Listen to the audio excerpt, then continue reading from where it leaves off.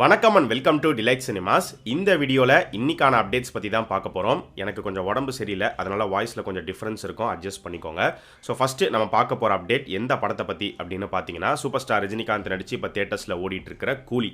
என்னதான் கூலி படத்துக்கு ஒரு மிக்சட் ரெஸ்பான்ஸ் ரிவ்யூஸ் இருந்தாலுமே பாக்ஸ் ஆஃபீஸில் பார்த்தீங்கன்னா இப்போ வரைக்கும் எந்த ஒரு ட்ராப்பும் இல்லை, நல்லாவே பெர்ஃபார்ம் பண்ணிகிட்ருக்கு. ஸோ 300 கோடிலாம் தாண்டி போயிட்டுருக்கு. இப்போ ஃபஸ்ட்டு 4 டேஸில் இந்த படம் வந்து ஒரு பக்கம் 400 கோடி கிராஸ் பண்ணிடுச்சு, டச் பண்ணிடுச்சு அப்படிங்கிற ஒரு நியூஸ் இருக்குது. இன்னொரு பக்கம் வந்து 390s இருக்குது அப்படிங்கிற மாதிரி சொல்லப்படுது. நமக்கு கிடைச்ச நியூஸ் என்ன அப்படின்னு பார்த்தீங்கன்னா 395 to 400 ஃபஸ்ட்டு 4 டேஸில் வேர்ல்டு வைட் இந்த கூலி படம் கலெக்ட் பண்ணியிருக்கு அப்படின்னு சொல்லப்படுது. இந்த கூலி படம் 1000 கோடி அடிக்குமா அப்படிங்கிற ஒரு ப்ரிடிக்ஷன் வீடியோ நம்ம ஏற்கனவே படம் ரிலீஸ்க்கு முன்னாடியே போட்டிருந்தோம். அந்த வீடியோ பார்த்தவங்களுக்கு தெரிஞ்சிருக்கும். அந்த வீடியோவில் நம்ம என்ன சொல்லியிருப்போம் அப்படின்னு பார்த்தீங்கன்னா, இந்த படம் எப்படி இருந்தாலும் நல்லா இருக்கு நல்லா இல்லை அப்படிங்கிறத தாண்டி கண்டிப்பாக மினிமமாக இந்த படம் வந்து 400 கோடி ரூபாய் வந்து டச் பண்ணிடும், கிராஸ் பண்ணிடும் அப்படிங்கிற மாதிரி நம்ம சொல்லியிருந்தோம். இப்போ அது நடந்துருச்சு.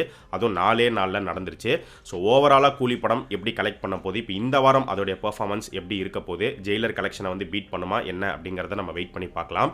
நம்ம தமிழ் சினிமாவை பொறுத்த வரைக்கும் டே 1 வேர்ல்டு வைட் கலெக்ஷன் ஹையஸ்ட்டாக இதுக்கு முன்னாடி வரைக்கும் இருந்தது லியோ படம் தான், 148+ crores. இப்போ கூலி வந்து அந்த ரெக்கார்டை பிரேக் பண்ணிடுச்சு. சன் பிக்சர்ஸ் அஃபிஷியலாக போஸ்ட்டே வந்து போட்டிருந்தாங்க 150+ crores அப்படின்னு. ஆக்சுவலாக அந்த போஸ்ட் அவங்க போட்டதுக்கப்புறமா சோஷியல் மீடியாவில் வந்து பார்த்தீங்கன்னா சும்மா லியோ விட எக்ஸ்ட்ராவாக கணக்கு காட்டணும் அப்படின்னு சொல்லி போட்டிருக்காங்க. இது உண்மை கிடையாது அப்படின்லாம் ஒரு சில நியூஸ் வந்து சோஷியல் மீடியாவில் பார்க்க முடிஞ்சுது. ஆனால் அதெல்லாம் வந்து உண்மை கிடையாது. உண்மையிலேயே லியோவுடைய டே 1 கலெக்ஷனை கூலி வந்து கிராஸ் பண்ணிடுச்சு. ஸோ 150.75 to 151 டே 1 கலெக்ட் பண்ணியிருக்கு அப்படிங்கிற மாதிரி சொல்லப்படுது.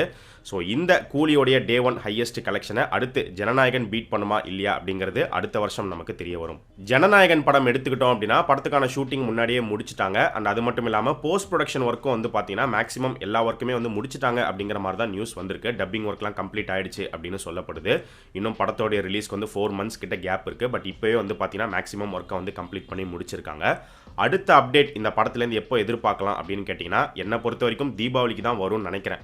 தீபாவளிக்கு முன்னாடி இப்போ இந்த மாதமே விநாயகர் சதுர்த்தி வருது. அடுத்த மாதம் வந்து ஆயுத பூஜை, சரஸ்வதி பூஜை எல்லாம் வந்தாலும் அன்றைக்கெலாம் பெரிய அப்டேட்ஸ் விடுவாங்களான்னு தெரியாது. மேபி ஏதாவது போஸ்டர்ஸ் மாதிரி ரிலீஸ் பண்ணலாம், அது கிட்ட வரும்போது தான் தெரிய வரும். பட் எனக்கு தெரிஞ்சு தீபாவளியை முன்னிட்டு ஃபஸ்ட்டு சிங்கிள் ரிலீஸ் ஆகிறதுக்கு நிறைய வாய்ப்புகள் இருக்குது. ஜனநாயகன் கூட அடுத்த வருஷம் எந்தெந்த படங்கள் கிளாஷ் ஆக போகுது அப்படிங்கிறது தெரியல. இதுக்கு முன்னாடி வந்த நியூஸ் என்ன அப்படின்னு பார்த்தீங்கன்னா, பிரபாஸ் நடிச்சிருக்கிற ராஜா சாப் அந்த படம் வந்து பொங்கலுக்கு வரதுக்கு வாய்ப்புகள் இருக்குது. ஸோ ஜனநாயகன் வெர்சஸ் ராஜா சாபா இருக்க போகுது அப்படிங்கிற ஒரு நியூஸ் இருந்தது. பட் இப்போ வர நியூஸ் என்ன அப்படின்னு பார்த்தீங்கன்னா, ராஜா சாப் மூவி டீம் வந்து அவங்க ஆல்ரெடி ஃபிக்ஸ் பண்ண டிசம்பர் 5 அந்த டேட்லேயே படத்தை கொண்டு வந்துடணும் அப்படின்னு தான் முயற்சி பண்ணிட்டு இருக்காங்களாம். ஸோ ஒருவேளை அந்த டேட் மிஸ் ஆச்சு அப்படின்னா அப்போ அவங்க வந்து ஜனவரி மாதம் பொங்கலை முன்னிட்டு தான் வந்து ரிலீஸ் பண்ணுற மாதிரி இருக்கும். பட் ஃபஸ்ட்டு ப்ரிஃபரன்ஸ் வந்து டிசம்பர் மந்தே வர மாதிரி தான் பிளான் வச்சிருக்காங்க. இந்த ராஜா சாப் படத்தோடைய ஃபுட்டேஜ் பார்த்தீங்கன்னா கிட்டத்தட்ட 4.5 மணி நேரம் கிட்ட படம் எடுத்து வச்சிருக்காங்க. அந்த 4.5 மணி நேரத்தை இப்போ 2.5 மணி நேரமாக மூவி டீம் வந்து சுருக்கிட்டு இருக்காங்க அப்படின்னு சொல்லப்படுது. அண்ட் அது மட்டும் இல்லாமல் இந்த ராஜா சாப் வந்து ஒரு ஹாரர் சினிமாட்டிக் யூனிவர்ஸாக வந்து கிரியேட் ஆகும், இதுக்கப்புறம் அடுத்தடுத்து படங்கள் வரும் அப்படிங்கிற ஒரு நியூஸ் இருக்குது. அதுக்கு ஃபஸ்ட்டு ராஜா சாப் எப்படி இருக்க போகுதுங்கிறது தெரியல, வெயிட் பண்ணி பார்ப்போம். ராஜா சாபை தாண்டி தமிழில் பார்த்தோம் அப்படின்னா பராசக்தி, அது ஏற்கனவே வந்த நியூஸ் தான். ஸோ அவங்களுமே வந்து பொங்கல் ரிலீஸ் தான் இப்போ வரைக்குமே வந்து டார்கெட் பண்ணியிருக்காங்க. ஜனவரி 9 ஜனநாயகன் வரும். பராசக்தி வர மாதிரி இருந்தால் ஜனவரி 14 கரெக்டாக பொங்கல் அன்னைக்கே ரிலீஸ் பண்ணுற மாதிரி பிளான் வச்சிருக்கிறதா சொல்லப்படுது. அது இல்லாமல் இப்போ வரக்கூடிய இன்னொரு நியூஸ் என்ன அப்படின்னு பார்க்கும்போது, சூர்யா நடிச்சிருக்கிற கருப்பு மூவி டீம் வந்து அவங்களுடைய ஃபஸ்ட்டு ப்ரிஃபரன்ஸ் இந்த வருஷம் தீபாவளிக்கு படத்தை கொண்டு வரணும் அப்படின்னா, ஆனால் இப்போ வரைக்கும் படத்தோடைய ஓடிடி சேட்டலைட்லாம் வந்து செல்லான மாதிரி தெரியல. ஸோ அதனால் தீபாவளிக்கு வருவாங்களா அப்படிங்கிறது ஒரு டவுட்டாக தான் வந்து இருக்குது. ஸோ அதனால் மூவி டீம் வந்து தீபாவளியை தாண்டி அடுத்த வருஷம் பொங்கலுக்கு படத்தை கொண்டு வரலாமா அப்படிங்கிற ஒரு பிளான் போயிட்டு இருக்கிறதாவும் ஒரு நியூஸ் வருது. என்னை பொறுத்த வரைக்கும் கருப்பு படம் வந்து அடுத்த வருஷம் பொங்கலுக்கு வந்து கிளாஷ் ஆகிறத விட இந்த வருஷம் தீபாவளிக்கு வரது தான் வந்து சூப்பரான ஒரு முடிவாக இருக்கும். ஏன்னா பொங்கலுக்கு ஜனநாயகன் வருது, விஜயோடைய கடைசி படம் அப்படிங்கிற ஒரு ஹைப் இருக்கும். அது மட்டும் இல்லாமல் முன்னாடியே அவங்க ரிலீஸ் டேட்டை வந்து சொல்லிட்டாங்க, ஜனவரி 9 நாங்கள் வரோம் அப்படின்னு. ஸோ அதனால் கருப்பு கிளாஷ் ஆச்சு அப்படின்னா கண்டிப்பாக கருப்பு படத்துக்கு வந்து ஈக்குவல் ஸ்க்ரீன்ஸ் ஸ்ப்ளிட் பண்ணி கொடுக்கப்படாது. ஜனநாயகனுக்கு தான் அதிக ஸ்க்ரீன்ஸ் வந்து கொடுப்பாங்க. இதில் பராசக்தியும் வர மாதிரி இருந்துச்சுன்னா இன்னுமே ஸ்க்ரீன்ஸ் வந்து பயங்கரமாக ஸ்ப்ளிட் ஆகும். ஸோ அதனால் கருப்பு படம் இந்த வருஷத்துக்குள்ளேயே வந்துட்டா பெட்டர். எதனால் வந்து இப்போ தீபாவளி ரிலீஸ் ஒரு வேளை கிடைக்கலனா அடுத்து பொங்கல் ரிலீஸ்க்கு மூவி டீம் டார்கெட் பண்ணுறாங்க அப்படின்னு பார்த்தீங்கன்னா, இந்த படத்தோடைய டீசர் பார்க்கும்போதே உங்களுக்கு தெரிஞ்சிருக்கும், இது வந்து ஒரு பக்கா ஒரு ஃபெஸ்டிவல் மோடு உள்ள ஒரு ஃபிலிமாக வந்து இருக்குது. அதனால தான் ஃபெஸ்டிவல் ரிலீஸ் பண்ணணும் அப்படின்னு சொல்லி ப்ரொடக்ஷன் ஹவுஸ் வந்து ரொம்பவே தீவிரமாக இருக்காங்க. ஸோ அதனால தான் அவங்க வந்து இப்போ பொங்கல் போலாமா அப்படிங்கிற மாதிரி யோசிக்கிறதா சொல்லப்படுது. நீங்கள் இதை பற்றி என்ன நினைக்கிறீங்க அப்படிங்கிறத கமெண்ட் செக்ஷனில் சொல்லுங்கள். ஸோ இந்த கருப்புக்கு அடுத்து சூர்யா இப்போ நடிச்சிட்டு இருக்கிற சூர்யா 46 எடுத்துக்கிட்டோம் அப்படின்னா இந்த படத்தோடைய டைட்டில் பற்றி ஒரு நியூஸ் வந்திருக்கு. கன்ஃபார்ம்டாக தெரியல. விஸ்வநாதன் அண்ட் சன்ஸ் அப்படிங்கிறதான் இந்த படத்தோடைய டைட்டில் அப்படிங்கிற மாதிரி சொல்லப்படுது. அண்ட் இந்த படத்தோடைய ஃப்ளாஷ்பேக்கில் வந்து பாலிவுட் ஆக்டரான அனில் கபூர் அவர் வந்து வருவார், ஒரு கேமியோ மாதிரி இல்லை ஒரு கேரக்டர் மாதிரி வரலாம் அப்படின்னு ஒரு நியூஸ் இருக்குது. இந்த சூர்யா 46 வந்து ஒரு பக்கா ஃபேமிலி என்டர்டெய்னர், நல்ல ஒரு ஃபேமிலி ஃபீல் குட் ஃபிலிமாக இருக்கும் அப்படின்னு சொல்லப்படுது. ஸோ கண்டிப்பாக வெங்கி அட்லூரி அவருடைய பெஸ்ட்டை கொடுப்பாரு அப்படின்னு நினைக்கிறேன். அடுத்த வருஷம் சம்மரில் சூர்யா 46 வந்து ரிலீஸ் ஆகும். சூர்யா 47 எடுத்துக்கிட்டோம் அப்படின்னா ஏற்கனவே நம்ம சொன்னதான் ஜித்து மாதவன் அவர் தான் டைரக்ட் பண்ணுறாரு. படத்துக்கான ப்ரீ ப்ரொடக்ஷன் ஒர்க் வந்து ரொம்பவே ஃபாஸ்ட்டாக இப்போ நடந்துட்டு இருக்கு. இப்போ அடுத்து பார்த்தீங்கன்னா ஸ்கிரிப்ட் ரீடிங் ப்ராசஸை வந்து பிளான் பண்ணியிருக்காங்க. ஸோ ஷூட்டிங் வந்து ஆரம்பத்தில் இந்த வருஷம் எண்டில் நடக்க போகுதுன்னு நியூஸ் வந்தது. அதுக்கப்புறமா ஜனவரியில் நடக்க போகுதுன்னு நியூஸ் வந்தது. பட் இப்போ சொல்லப்படுற விஷயம் என்ன அப்படின்னு பார்த்தீங்கன்னா இந்த வருஷம் நவம்பர்லேயே வந்து ஷூட்டிங் ஆரம்பிக்கிறாங்க. ஸோ ஃபஸ்ட்டு ஷெடியூல் வந்து கேரளாவில் பிளான் பண்ணியிருக்காங்க அப்படிங்கிற ஒரு நியூஸ் இருக்குது. செகண்ட் ஷெடியூல் மேபி வந்து சென்னையில் நடக்கலாம். செகண்ட் ஷெடியூல் வந்து ஜனவரியில் ஸ்டார்ட் ஆக போகுது. ரொம்ப நாளுக்கு அப்புறம் ஆக்டர் சூர்யாவை ஒரு போலீஸ் ரோலில் இந்த படத்தில் நம்ம பார்க்க போகிறோம். ஸோ கடைசியாக சிங்கம் சீரீஸில் பார்த்தது.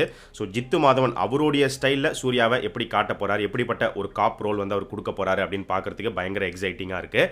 அண்ட் இந்த ப்ராஜெக்டை யார் தயாரிக்கிறா அப்படின்னு பார்க்கும்போது ஆரம்பத்தில் பார்த்தீங்கன்னா கலைப்புலி எஸ் தானு அவர் தான் இந்த படத்தை தயாரிக்கிறாரு. ஏன்னா வாடிவாசல் நடக்கல, தள்ளி போயிடுச்சு, அது எப்போ நடக்க போகுதுன்னு தெரியல.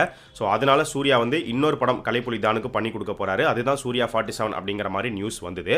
அதுக்கப்புறமா வந்த நியூஸ் என்ன அப்படின்னு பார்க்கும்போது இதே மாதிரி சூர்யா வந்து ஸ்டூடியோ கிரீன் ஞானவேல் ராஜாக்கு ஏற்கனவே ஒரு கமிட்மெண்ட் வந்து கொடுத்துருக்காரு. அதெல்லாம் வந்து ரொம்ப வருஷத்துக்கு முன்னாடி கொடுத்த ஒரு கமிட்மெண்ட் அது. ஸோ அதனால சூர்யா 47 வந்து தானு கிடையாது, ஸ்டூடியோ கிரீன் தான் எடுத்து தயாரிக்க போறாங்க அப்படிங்கிற ஒரு நியூஸ் வந்தது.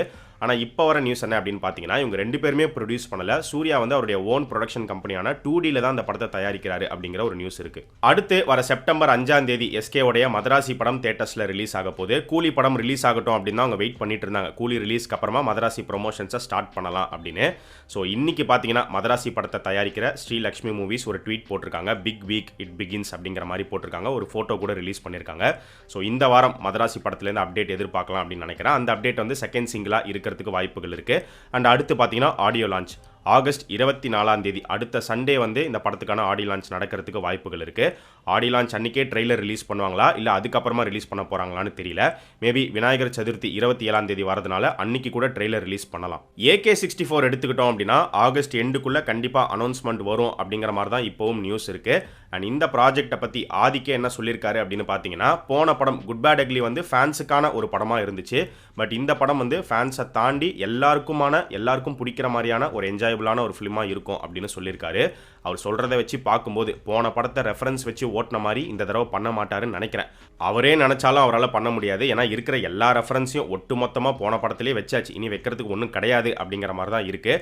ஒருவேளை பரவாயில்ல அதே பேட்டர்னை ரிப்பீட் பண்ணுவோம் அப்படின்னு பண்ணார்னா இந்த தடவை வந்து போன தடவை ஒர்க் அவுட் ஆன மாதிரி ஒர்க் அவுட் ஆகிறதுக்கு வாய்ப்புகள் ரொம்ப கம்மி தான். ஏன்னா ஒரு சலிப்பு வந்து கிரியேட் ஆகிடும்.